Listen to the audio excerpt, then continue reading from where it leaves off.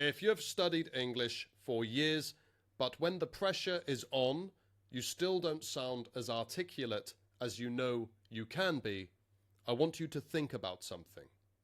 I'm David Diath, a fluency coach for high performers and the founder of the English Speaking Gym. Today I was working with a client who told me something interesting. He said in his native language he was very eloquent.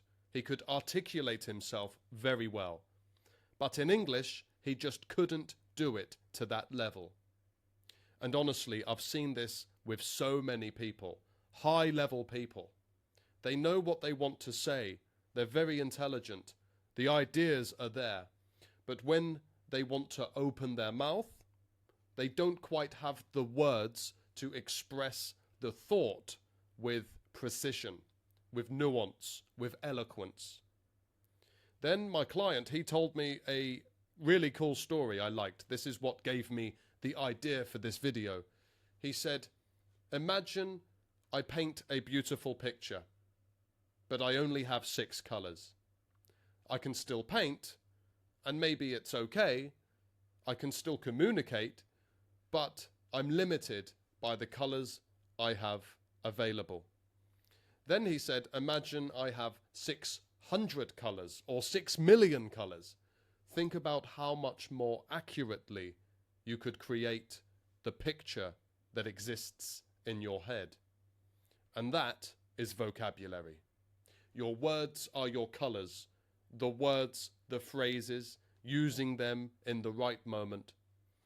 You can have an incredibly intelligent thought in your head, but if you don't have the vocabulary available to express it, then you're trying to paint a picture with 6 colors. So how do you get more colors? Well, the answer is simple. And it's not glamorous, but it's the best way to do it. Repetition and context. If you want a word to become a part of your vocabulary, don't just look up the definition and think you know that word now.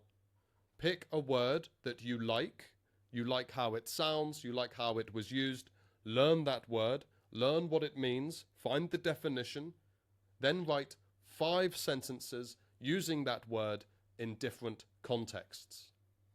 The reason you do different contexts is because you want your brain to understand not only what the word means, but also how it behaves. Then you take those sentences and you say them out loud. This is important. You don't just remember them, you say them.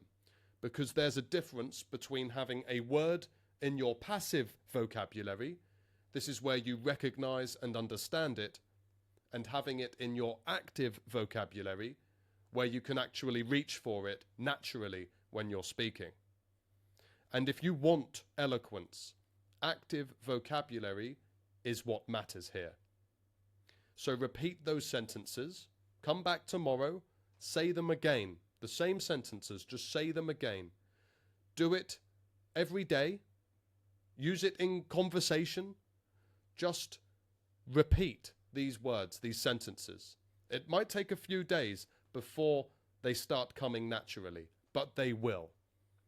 And don't overthink it. The goal here is consistency. It's not always fun, but if you're consistent, if you read them out loud, write them down, say them, you're going to learn them. And slowly, you're going to stop trying to paint the thoughts in your head with just 6 colors. You're going to build a richer palette. And that's going to give you the ability to express what you already think with far more precision, nuance, and confidence, even when the pressure is on. And if you want some help practicing this, that's exactly what we do inside the Speaking Gym. And you can try it for free. The link is in the comments. But wherever you practice, remember, don't just learn more words. Learn how to use them. And that, my friends, is how you turn vocabulary into eloquence.